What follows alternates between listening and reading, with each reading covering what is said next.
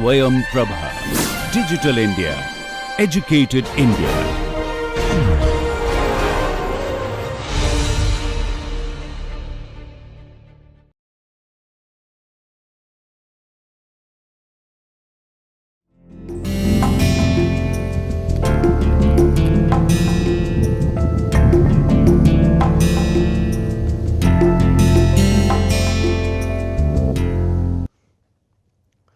So, friends, in this course of production and operations management, today we are going to talk about inventory management.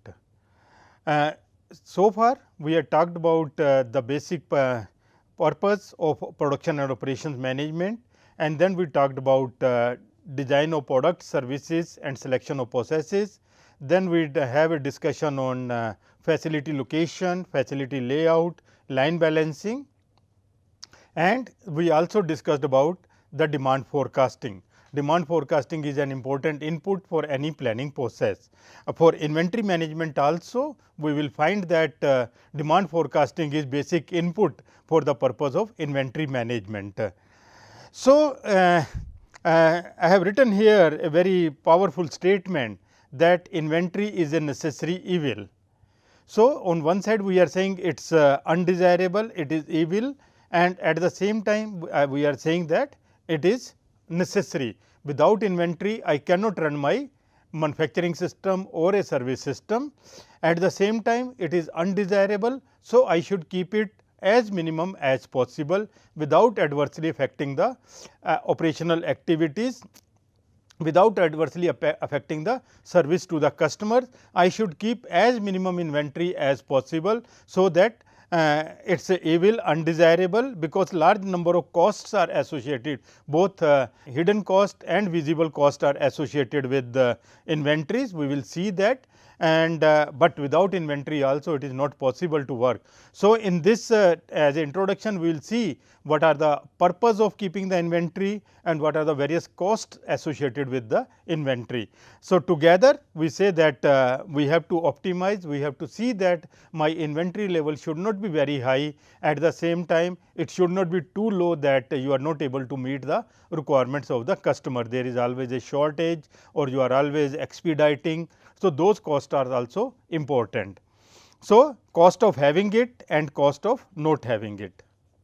Cost of having inventory is also high, cost of having inventory, keeping inventory is also high, and cost of not having inventory, that is shortage, that is also very high. So, that is why we have to be careful that it should not be too high, it should not be shortages. We work in such a manner that my system is working smoothly with as minimum inventory as possible. So, that is why we say it is a necessary evil. The various topics which we are going to cover here are we will understand the concept of inventory management, we will understand the purpose, because it is necessary. We said that it is necessary, that means there must be some purpose which it is fulfilling. It is evil because it carries costs, and then we will also study various types of inventories. It is raw material stage or work in process stage or finished good stage, or there may be other type of items also which we have to keep in inventory. Then we have to see that there are products which are having a independent demand, there are product with dependent demand. So, we will try to see that what it means. Then two types of inventory system are prevalent at a broad. There are several classifications are there.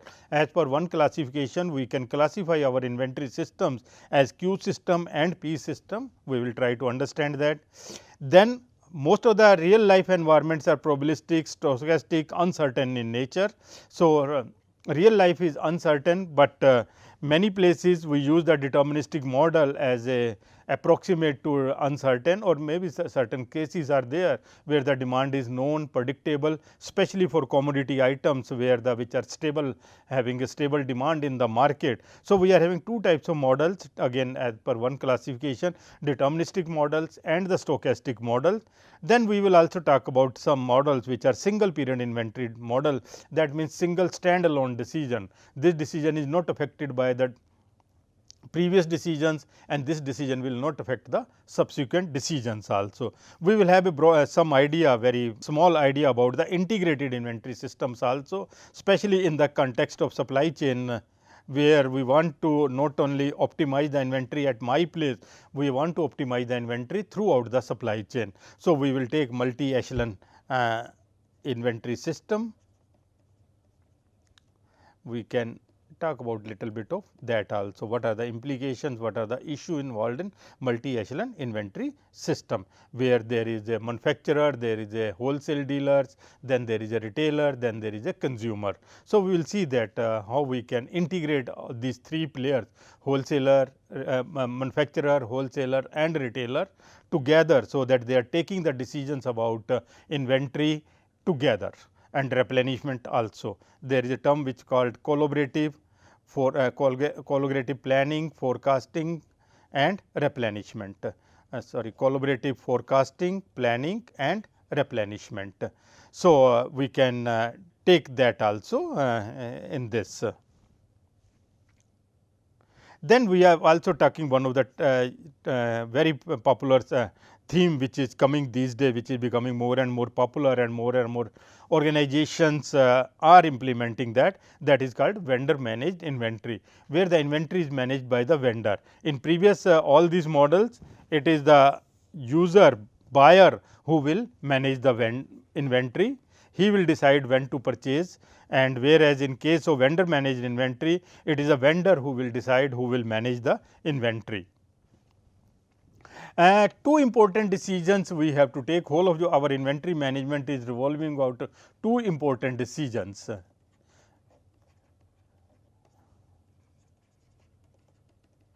Decision one is how much to order, how much quantity I should purchase, how much to order. And second important decision which we have to take, when to order. So, how much quantity to be purchased and when it should be purchased, these are the two important decisions which we are going to trying to find out through different inventory models. These different inventory models are to address the different situations. So, let us see some definitions. Inventory, what is inventory? Inventory is a stock of item, is the stock of any item or resource used in an organization. That means, you are keeping some item which is to be used in future. It can be in the form of raw material, you are keeping the raw material inventory, so that you can convert them into finished products. You are keeping finished goods in inventory, so that you can sell, you can distribute and you can sell to the consumers. You are keeping certain components and parts also. This is also a part kind of a raw material, and it is coming from the vendors, component and parts supplied by the vendor. Then there may be supplies of other nature also, which is coming from various vendors to meet the production requirement, and then there can be a work in process also. So, inventory can be in any of these forms. It can be in the form of raw material, it can be in terms of components, it can be in terms of supplies of crude oil, supply of cane sugar and like that. It can be work in process, it can be finished goods. These are some of the inventory related to material. Then there can be inventory related to manpower also. You are keeping you do not know how much is the requirement. So, you are keeping recruiting some extra persons also and keeping them as a bench. So, that as and when you will get a project, you will deploy them. So, it is an ideal resource. So far it is not used, but you are in anticipation of some future orders or future projects, especially in IT sector. They keep extra manpower to take care of people leaving the organizations, or you may are expecting some new projects also. So, you hire the people, especially the fresh graduates, and then you keep them on a bench till such time you find work from them. So, that is also one kind of a inventory. Inventory can be in the form of money also. You do not know how much is going to be the expenditure for a particular activity. So, you keep certain surplus, you keep certain money in your pocket for future requirements. So, that can be. So, there can be any such resource which you are keeping in stock, keeping in with you for some to meet the which has application, which has a utility in the coming future. So, that is about inventory. Then coming to the inventory management is a set of policies about when to control or various types of models we are going to study and control that. You have to design a policy and then you have to control that. Determines what level should be maintained, when stock should be replenished, how large order should be, and monitor the level of inventory. So, management includes both designing the policies and controlling those aspects, and then keep on improving also on that. So, that is the aspect of management, inventory management. With respect to inventory, you are designing the policies, planning the designing or planning the policies or developing the policies, then you are controlling the inventory in the system, and then you are improving the policies, so that you are further having less inventory related costs. Now, coming, we said inventory is necessary. Why it is necessary? Let us see that. Why we say that inventory is necessary? What is the purpose of keeping inventory? This is required to meet the variations in product demand. Product demand is fluctuating. Sometimes you are having more demand in certain periods, certain period you are having less demand. So, you keep the inventory at the retail outlets, at the wholesalers place, in your warehouses also. So, that if the demand is high, you can meet that high demand through the inventory, and production process can keep on working smoothly. Any variation in demand can be taken care with the help of finished products. Or it can be you are keeping the raw material inventory also, because you want to change the production rates, but you want that it should not disturb my supplies. So, you keep certain raw material inventory also. So, there can be second is first is the uncertainty or variations in the demand. Second is there can be uncertainty in supply also. Though the normal lead time is 5 days, but supplies sometimes may take 7 days also. So, in that case you have to keep certain material to take care of uncertainty in the supplies also. Supplies may get delayed also. So, for that purpose we keep the inventory. Then third is to maintain the independence of the operations. Broadly, if I talk about, this is my supplier, this is my manufacturing conversion process,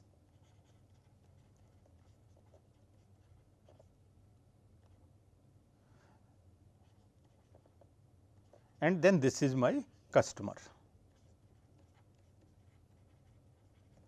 I keep some inventory here, let me change the color.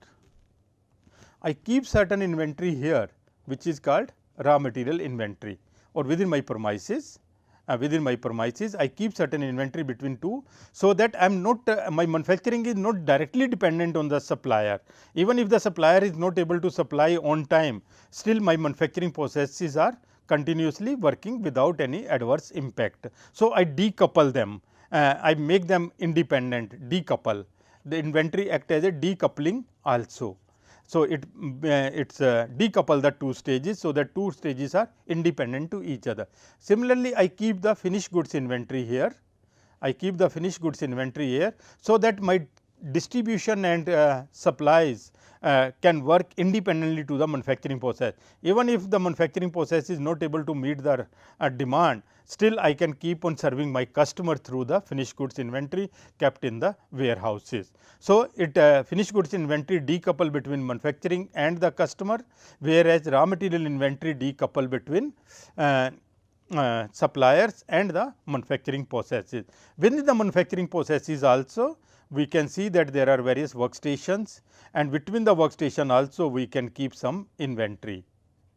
So that even if this workstation is broke down, there is a breakdown of this workstation, the line can continue to work, and this workstation will manufacture and kept it here, and it is having some inventory. So, this line will keep on working till the this breakdown is addressed, or there may be some quality problem at certain workstation. So, that this buffer or this work in process inventory, this type of inventory which is kept between the two processes is called work in process inventory. So, this work in process inventory decouple the two manufacturing stages within the manufacturing process.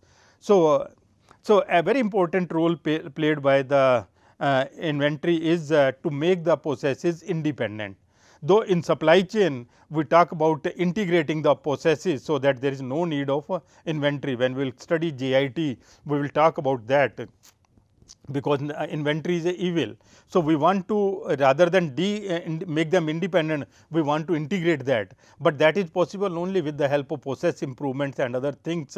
So, if we are able to integrate the processes together, then there is no need of keeping the inventory, and that is the best thing, because inventory is a evil. We are already saying that it is a evil, but so long if you are not able to address the uncertainty, you are not able to address the variability, or your processes are not strong enough, capable enough, then for that, if there are difficulties in that, then we have to keep the inventory. So, that my processes are smooth, my work is smooth. When I said that role of the inventory is to take care of the variation in the demand. So, here we can say that inventory work as a just like shock absorbers in our vehicle. What is the role of shock absorber? Even if my road is wavy and if I am driving on that my car, then I will get a smooth ride because of the shockers available, because of the suspensions available in the vehicle. My ride is smooth despite having the wavy or uneven road. So, that is the purpose. Even if there is a uncertainty, there is a waviness in the demand, you want that your sales and distribution should work smoothly. So, for that purpose you keep this inventory. So, inventory is also doing the job of shock absorber. It absorbs the shocks which are coming from the market in terms of uncertain demand. It also take care of the shocks from the supply side also. If supplier is not able to meet the requirements, then your inventory will come to your rescue, and they will help in smoothing out the production processes. So, there are that is means it acts as a shock absorber also, it provides the independence between the various workstation. Another important purpose of inventory is it provides the flexibility in production scheduling. So, you can schedule the productions even if there is a change in demand, you need not to be changing your production schedules too frequently. With the help of inventory, you can have your smooth as a consistent production plans, need not to change according to the inventory. So, it provides you some kind of flexibility in your production planning, scheduling, etc. We can take the advantage of purchase order size. Sometimes your supplier gives you a deal that if you the normal price is ₹100 per unit, but if you purchase more than 500 units, if you purchase more than 500 units, he will give you 5% discount, and if you purchase more than 1000 units, he will give you a discount of 10%. So, a quantity discount or price discount is offered by the supplier to you, that if you purchase. So, you can take the advantage of that. You can see that what is the implications of this quantity discount, purchase discount vis-a-vis cost of keeping additional inventory into the system. So, based on that you can take a call whether I should take this proposal or I should not take the proposal. Then this inventory is also required. Inventory is also required for seasonal and cyclic item. Let take the example of air conditioner. The demand is very high in summers. I cannot manufacture as per the demand. So, I have to keep certain items in stock, and then as the season started, there is all of a sudden there is a high demand. So, I can meet those demand of seasonal items through the inventory. We can, if we are expecting some price increase in the coming future, that can also be taken, that we can though we will not discuss that in our present discussion about the increase in price. That is more to be looked after by the people who are doing purchasing based on certain this thing, expecting that there is going to be increase, and based on that they are speculation based purchasing. This is more speculation, but in our models we are not considering speculation based purchasing. Now, coming to why inventory is an evil, there are certain type of cost associated with it. If you are keeping the inventory, you are bearing some cost. What are type of cost are associated if we are keeping the inventory? Obviously, you need a storage space for that. That is one important cost which is there. Then there is a handling cost also, you have to store the material there, then you have to issue the material to the shop floor, you have to issue the material to the retailers. So, if you are keeping the inventory, there is a handling cost also within the warehouse also, you need manpower, you need storage and retrieval systems to handle the inventory. Then very important factor is the capital money required to keep the material, and the cost of money is to the tune of 10 to 15%. If you are keeping 100 rupees worth of material for 1 year, you are paying 10% rate of interest to the bank, or if it is your own money, you may be losing the opportunity to spend that money somewhere else. So, 10 roughly not 10 to 15, maybe 8 to 10% depends upon the interest rate in different economies. So, depending upon the interest rate available, and for businesses and commercials rate of interest is slightly high. So, 8 to 10% is the cost of capital itself. Then if you are keeping the material, you are going to get it insured also. So, you are paying the insurance premium also. So, that is also one of the cost of keeping the material. Then there may be some pilferage also. Pilferage means a reduction in the quantity kept in the store without issuing it. It can be theft, it can be something else. So, that is the pilferage. So, some cost is we have to count for the pilferages also, and another important cost which is related to the keeping the inventory is obsolescence, especially for fashion item, technology items. You are finding that when the mobile is launched, the cost is let us say 50,000. After 3 months, if the when the mobile new model of the mobile is launched, the price is rupees 50,000. After 3 months at launch, and after 3 months what we found? The price of this reduced to 35,000 or 40,000. So, I am not saying this is obsolescence, because new model has been launched, and people will go for the new model, and this old previous model we have to sell at a lower price. This is sometimes a marketing strategy also, or corporate strategy also, to keep on launching new models, so that you can maintain the demand of your product. But at a inventory point of view also, if the retailer has kept some stock of this and he is not able to sell, then he has to sell at a lower price. So, that is the obsolescence, and there may be a few other parameters also related to the carrying cost. Manpower cost is also there, which we can include in the handling also. Together, if we look at this, you will find minimum 20% is the cost of keeping inventory. In some cases, it can go as high as 50% also, especially for fashion items. You have to sell the item at 30% discount, 40% discount at the end of the season. So, in any case, this cost of keeping inventory is minimum 20%, because 8 to 10% is the cost of capital, then storage space required, obsolescence, insurance, and all other factors together, it makes the cost of keeping inventory is around 20 to 50%. Then comes the setup cost, production or changeover cost. For the production, if you are producing the item in your factory and you are producing in batches, so you have to reset the equipment. So, that is called cost of arranging the specific equipment to change the model, to change the design. This is okay. Let us first look at the purchase related cost, that is the ordering cost. If you are purchasing in small quantities, every time you are incurring the purchase ordering cost. Suppose in a year you need 1 lakh units of item for your manufacturing purpose, or for your and you are purchasing that item. One option is you purchase all 1 lakh together, In that case, your ordering cost will be 1 order per year. On the other hand, if you purchase in small quantities of 100 each, maybe you have to have 1000 orders, and each time you are paying the cost of placing the order, cost of inspecting the item, transportation of the item, etcetera, etcetera. So, that is the cost of placing the order. So, that is how we have to see that I should not be purchasing in too small a quantity, I should not be purchasing in a too large a quantity.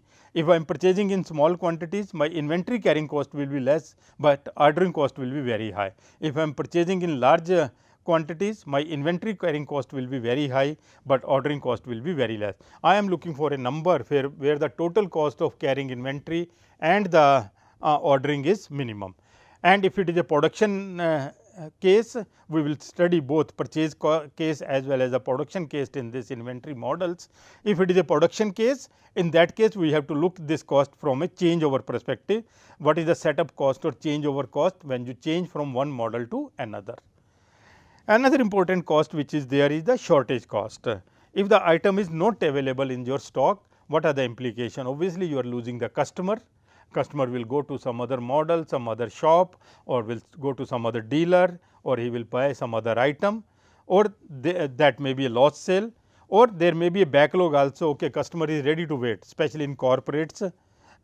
In OEM case, the customer is ready to wait for supplies, but that will adversely affect his production schedules, or maybe there is a penalty on the supplier if he is not able to supply in time, there may be a penalty also. Or you may asking the supplier to expedite sending the material by air or something like that. So, that is called cost of shortage. So, several factors we can consider. One is the lost sale, second is some kind of a penalty, third can be expediting cost, and so on. So, these are the cost associated with the shortage cost. Generally, shortage cost is much higher than the carrying cost. Now, let us look at the types of inventories. What are the various types of inventory? One is the we have talked about earlier also, purchased part and supplies related to raw material or incoming material. This is your supplier, this is your manufacturing process. So, what the various item which we are purchasing from different suppliers, we keep that inventory. It is in terms of raw material, in terms of components and parts, in terms of lubricants, in terms of other items also. So, they are called raw material inventory. Then there is a in process inventory, partially completed.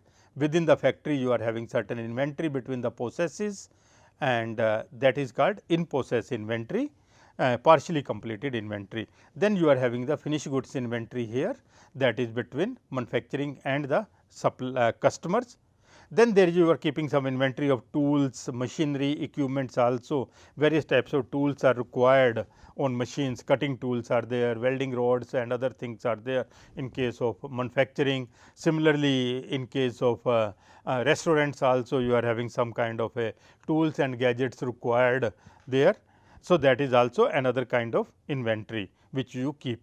Then there is a working capital, as I was saying that it is not only the materials which are there as inventory, even the money can be there as a inventory. You are keeping certain money anticipating that some expenditure is going to come, or you are keeping some money so that if there is any emergency, health related emergency or some other emergency is there, you are able to meet that contingencies from the money available in your cash available at your home or something, or in your business also. The working capital which we keep, that is nothing but inventory.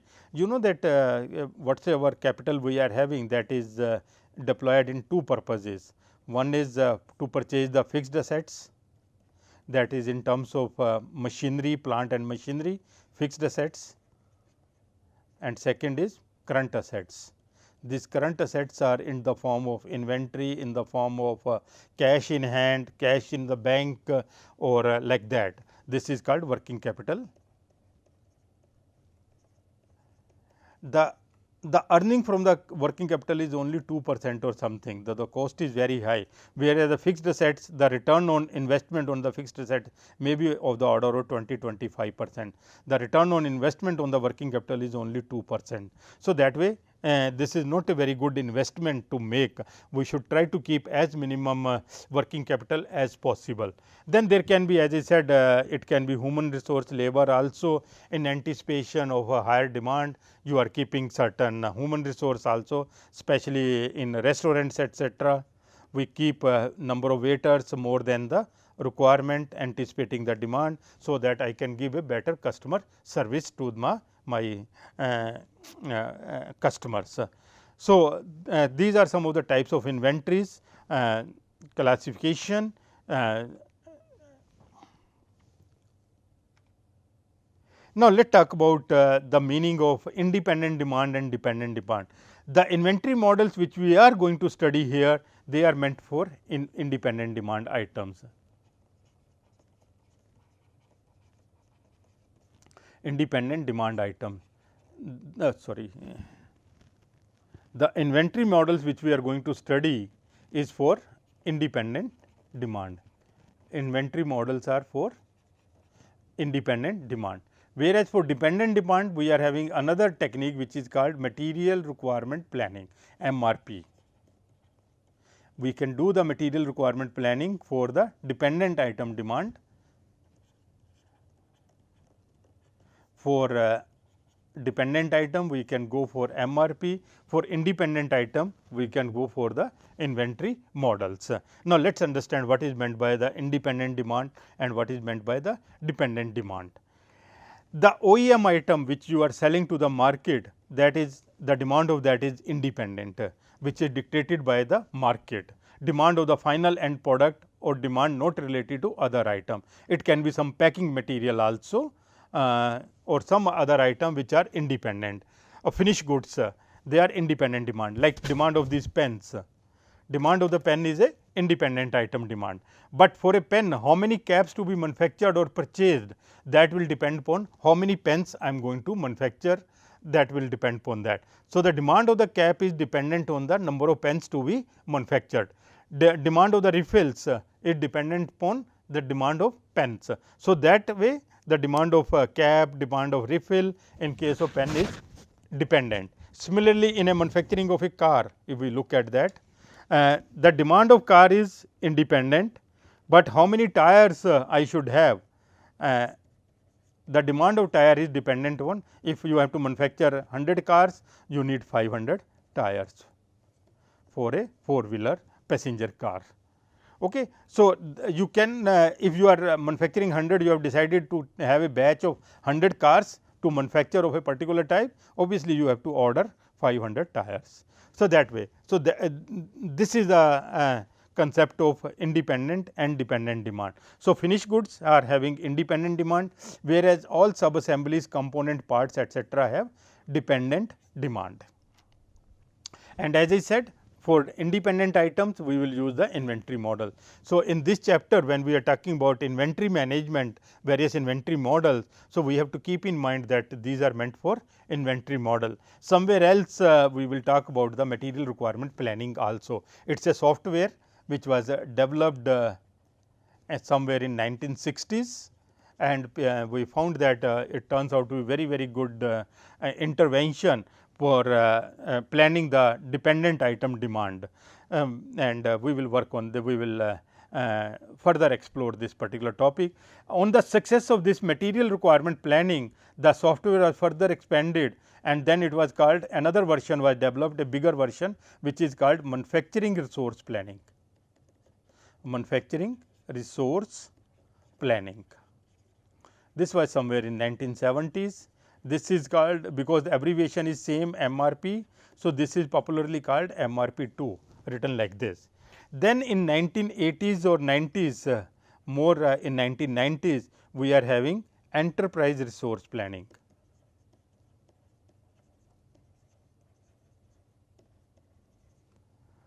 So, not only the manufacturing resource, but other resources of the enterprise in the material, along with the manufacturing, you are talking about manpower planning, you are talking about sales and distribution planning, R&D also. There are several modules in ERP softwares, very popular. Every organization now, even the small organization, medium size organizations are also managing their various planning issues with the help of enterprise resource planning, manpower resources, capital resources, production, maintenance, even buildings and other things, capital assets are also maintained with the help of a software enterprise. Several modules are there in this enterprise resource planning module.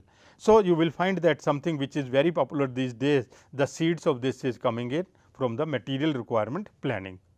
So, we will talk about the idea of this particular discussion is you should be very clear that inventory models which we are going to study, they are meant for those items the demand of which is independent.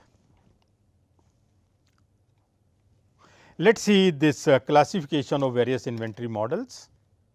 We can classify our inventory models in several ways. Here I have listed only few categorization. And there can be inventory model related to purchasing the components. There can be inventory model related to production of the components. Then we can have deterministic, we can have probabilistic. In case of deterministic, I will say that demand of the item is 500 units per day.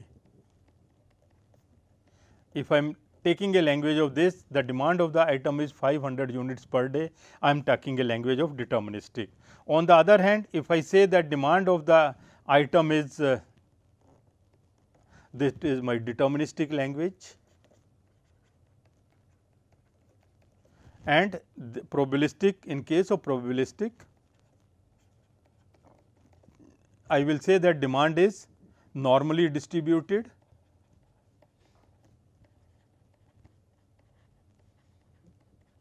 with the mean demand of 500 units per day and a standard deviation of 50 units per day. Okay. So, if I describe my demand in this manner, it is normally distributed with the mean of this and standard deviation this, I am talking about the probabilistic demand. It can be like this also, not only always normal distribution, it can be uniform distribution. I can say demand is uniformly distributed, formally distributed between 300 to 700. I can say that also distributed between 300 to 700. So, this is also a case of probabilistic demand.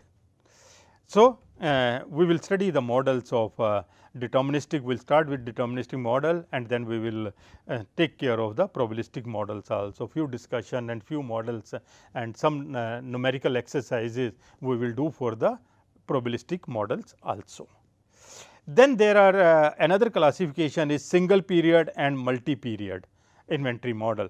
You are purchasing the fuel for your bike or your car, you are purchasing the petrol or diesel for your car every regular interval. So, this is a multi period case. This is a multi period case. Why we say this is a multi period purchase? How much petrol or diesel I should purchase today? It will depend upon how much quantity I have purchased yesterday, and this will also influence the quantity to be purchased tomorrow. And this is a multi periods where the today's order will depend upon the previous orders and it will also affect the subsequent orders. So, that way it is a multi period inventory system where the demand is regular, consistent, and every period you have to decide how much to purchase and when to purchase. Then in case of single period, this is where the for a let us say for a fashion item you are launching a new product. So, there it is a single period. It is not the demand of this is not affected by the item which you have launched in the previous year, and it will not affect the item which you are going to launch in the coming periods also. Or a simple example is how many pastries I should purchase for the birthday party. For the birthday party, how many pastries I should purchase, or how many plates, number of plates I should book in a hotel for some wedding party or so for some event. So, this is a single period, this will not depend upon what you did in the previous case and what it will not also influence your subsequent decisions also. This is standalone single decision. So, we will talk about that, and a single period and multi period. Most of our discussion will be around multi period, because in the manufacturing sector, in the service sector, most of the items inventory management is revolving about for regular item which are required. In the kitchen also, we purchase the item in a regular interval, whether it is rice, whether it is wheat flour or various types of cereals and other things we purchase. So, that is also a case of multi period inventory system. Then there is a very popular classification which is called P system and Q system. Let me explain this with the help of a blank sheet. P system and Q system. Let us first understand the Q system. In the Q system, every time we purchase a quantity Q, this is time versus quantity graph. In a Q system, every time we purchase a quantity Q, which is also called economic order quantity or optimal order quantity, and then the demand is there, item keep on, the stock keep on declining, the quantity in stock keep on declining, and a point will come when this will come to a 0. And we want that when it comes to 0, as a ideal case, we should get the next consignment of my inventory, and then this will keep on working. So, like this. So, every time I purchase a quantity Q and keep on consuming, the material to be received here, there is some lead time, there is some lead time. So, I should place my order here, and this time is called lead time. Suppose the lead time is 3 days. Suppose the lead time is 3 days. I should purchase the order when I am having the stock equivalent to 3 days. When I am having stock equivalent to 3 days, and this is called my reorder point. This is called reorder point. So, I should continuously monitor my remaining stock, and when the remaining stock reach to the reorder point, I should place the order, and by the time I consume the last item, I will get the next consignment. Here whole our discussion is about deterministic model. There is no uncertainty in demand, there is no uncertainty in supply, and the demand is also uniform and constant in nature. So, that is the assumption we are having here. There is no shortage, the demand is uniform and constant, there is no uncertainty, no variability in demand. That is why we have taken this line as a straight line. There is a constant demand, there is a uniform demand, and there is no uncertainty, no variability in demand. And lead time is also we have taken as a constant, there is no variability, uncertainty in the lead time also. So, this type of system is called Q system, because the important parameter here is Q. Q is constant. This is also called perpetual inventory system. This is also called perpetual inventory system, because regularly we are monitoring the remaining stock, and when it reach to reorder point, we place the order. Perpetual inventory system. Sometimes it is also called QR system also, because two important parameters of this is Q and R. How much to purchase and when to purchase. Q will tell you how much to purchase, that is equivalent to economic order quantity, and R will tell you when to purchase, that is reorder point. So, this is one type of a system. Now, let us talk about the second type of a system. Second type of system is called P system. Second type of system is called P system. Let us understand that again by plotting the time versus inventory quantity graph. In this case, rather than defining the P, we define the P. At regular interval,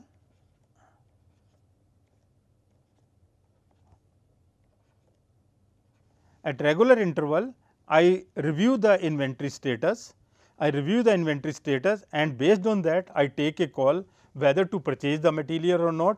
If I have to purchase the material, how much quantity I should purchase. So, that is why, because P is defined here, that is why this system is called P system of inventory management. Here we draw two more lines which are called small s and capital S. In different books you will find different symbols for that, small s and capital S I am using here. So, this system works like this. At point 0 you are having, let us say, stock equivalent to capital S, and at the review time your stock is reaching to this level below the small s. So, how much quantity to be purchased? Let us say this quantity is equal to q 1. So, the order quantity at the period 1 is equal to capital S minus q 1. I should place the quantity equivalent to S minus q 1. On the other hand, then you will get the material and it will reach to there. We presume that instantaneous replenishment is there. At the review 2, let us say your remaining stock is here q 2, which is more than small s. So, if q 1 is lesser than small s, I can at point 2, because q 1 is greater than small s, my order quantity will be 0. You might witness this kind of inventory system if you are standing at a grocery shop. If you are standing at a grocery shop and a salesperson is coming of a particular product selling 20-30 different items, he will keep on reading those items from his list, and shopkeeper will look at his shelves and see that how much is the remaining stock, and he keep on placing the order based on the remaining stock. And this salesperson is visiting every week, every Wednesday, every Tuesday, or some every week, or there may be a visit of every month also in some cases, and then he is so that is called the periodic review system. P system is called periodic review system, where you are reviewing the stock at a regular interval periodic. In our kitchen also, at a household also, the mother on first of every month, she take the stock of different items in the stock and then prepare a list to be purchased in the first week of the month, like that.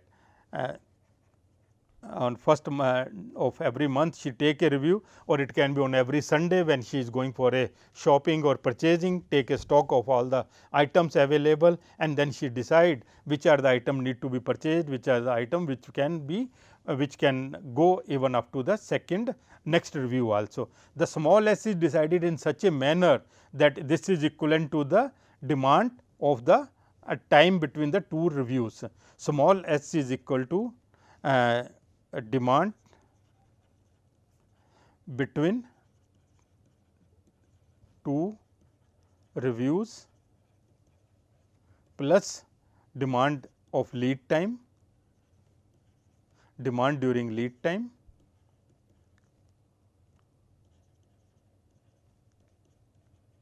plus some safety stock. So, this is how we designed the small s. We calculate the small s for by taking the demand between the two reviews plus demand lead time. Material may come bit late, and then some safety stock also we plan for that. And capital S is generally equal to the size of your shelf or the container which you keep in the kitchen for rice or other cereals, etc. That is the size of the container. Capital S is equal to the size of the container. Shelf in a grocery shop, it can be size of the shelf where the items are displayed, or it can be the size of the container. Now, question arises, how to decide whether I should use a P system or I should use a Q system. Generally, expensive items, A class items, for A class items we use the Q system, perpetual review. We give a very rigorous inventory management for A class item, because A class item by definition those items which is having a high demand or where the unit price is very high. The items which is having more in requirement or where the unit price is very high, they are called A class item. The right word for this is annual usage value. Where the usage value is high, annual usage value is high, those items are called high annual usage value, they are called A class item. Annual usage value is equal to demand into unit price. So, your annual usage value is high because of high demand, or it can be high because of high unit price, or it can be a impact of both the parameters together. So, for A class items which require lot of money, that is we have a very good rigor control on that with the help of a queue system. In general, we say that the number of items of A class are around 10 to 15% items are A class. Number of items are 10 to 15%, but the impact of that or the money required or the annual usage value of this is 70 to 80%. So, these are the items which are small in number, but have a high impact. So, they are the A class item where very small in number. So, you can very easily monitor them with the help of a queue system. If you are having 1000 items in the system, it may not be possible to monitor each and every item with the queue system. So, out of 1000 item, you may select some 100 items which you are monitoring with the help of queue system, remaining 900 items which you can go for a P system. So, P system is used for B and C class item. For B and C class items, we use the P system. B and C class items are those which require very small amount, just like in a kitchen the salt, it is a C class item, very small amount is required. So, you never allow the shortage of that, you purchase the sufficient quantity and every month you can take a review. For C class item, even you can take a review of every 3 months also. And then for B class item which are of mediocre nature, they are having some medium kind of a annual usage value, and so you can but for both B and C class item, I can go for a periodic review system. So, this is how the Q system and P system. So, it is very important you must decide that for a particular item whether I should go for a Q system or a P system. Repeating, Q system is useful for A class item, whereas P system is used for B and C class item. We will also study how to classify the items, what is the procedure involved in classifying the item, ABC classification. This is popularly called ABC classification. So, we will study the procedure also of conducting the ABC analysis. So, coming back to this slide, so we have classified the various inventory models as purchase system, production system, deterministic, probabilistic, single period, multi period, queue system. P system, there can be single echelon, multi echelon system. This is, I have only given 4 classification, there may be another 10 types of classification can be there. So, just for the sake of simplicity, as in so we are keeping that. Then in this you may permit the shortage also, we will consider that case.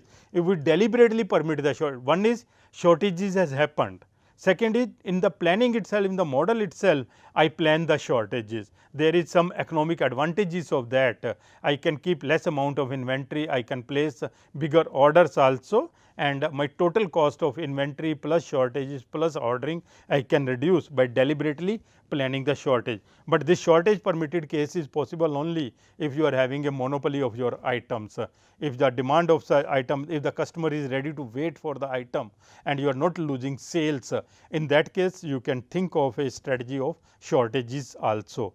And there can be a case of quantity discount also, or economy of scales also in the production process. So, we will study these also in some of these cases, the case of shortages and the case of quantity discount, price discounts or economy of scales in the production cases.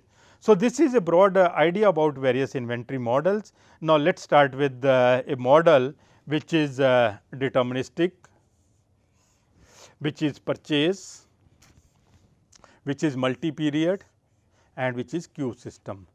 Let us take one first model we are taking, which is a purchase model, deterministic model, multi period model and queue system.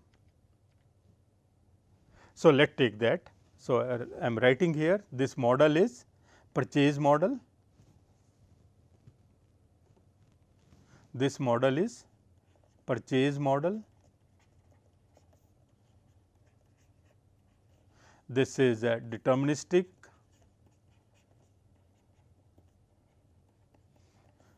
model, this is queue model, that is perpetual model, and this is multi period. This is multi period model. So, already we have drawn one diagram for this. So, I am repeating that diagram here. So, queue system. So, queue is defined here, and this is a time versus quantity graph. So, Q is defined here, and then demand is deterministic case, demand is constant and uniform. One of the assumption is demand is constant and uniform, and lead time is also constant and uniform. So, that will define my reorder point, and because it is a purchase model. So, all the material which you have purchased will be instantaneously replenished. So, material is coming and then again you keep on consuming like this. So, that is my model, which is a purchase model, which is a deterministic model, multi-period model and a Q type of a model. Okay. Now, let us consider the annual demand of this item is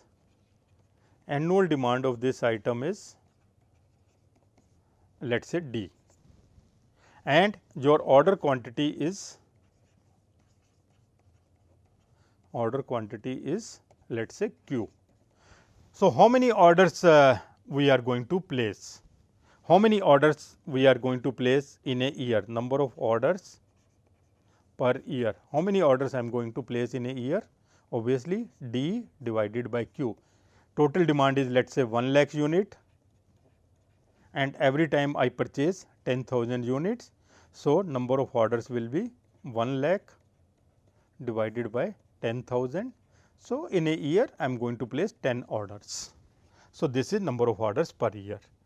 How much is the average inventory of this system?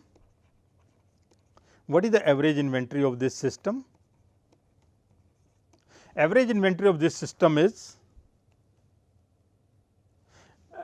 Q is the maximum, 0 is the minimum. So, average inventory is Q plus 0 by 2, that is Q by 2. So, average inventory of this system is Q by 2. So, sometimes you are having Q less than Q less than Q and then it comes to the 0.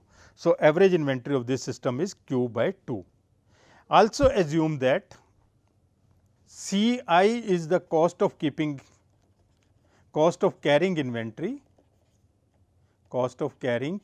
inventory,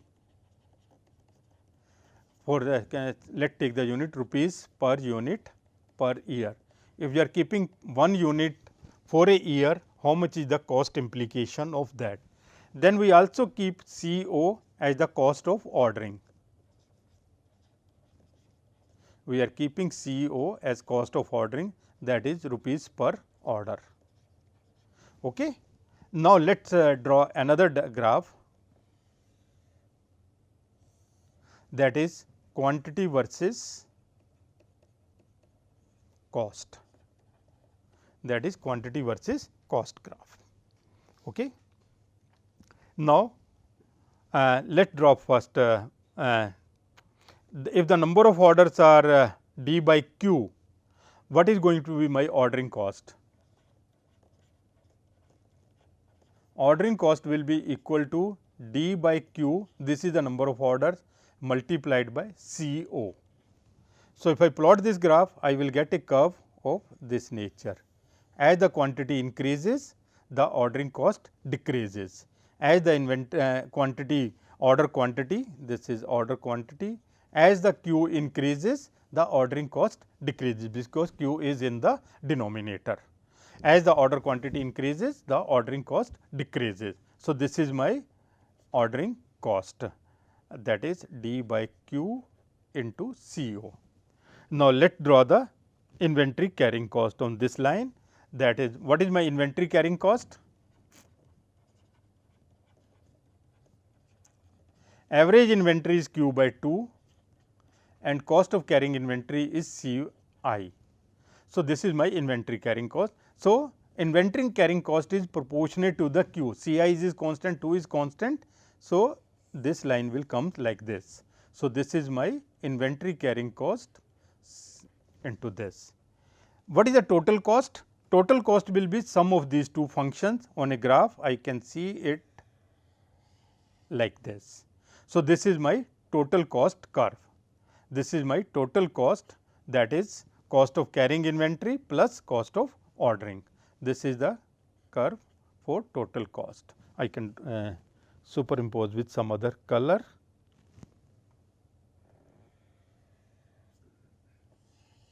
Green is the total cost, and total cost function is, what is the function of total cost? Total cost function is carrying cost, that is q by 2 into CO, q by 2 into CI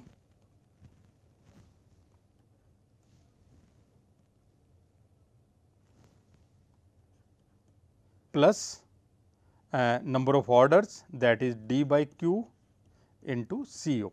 This is my function of total cost.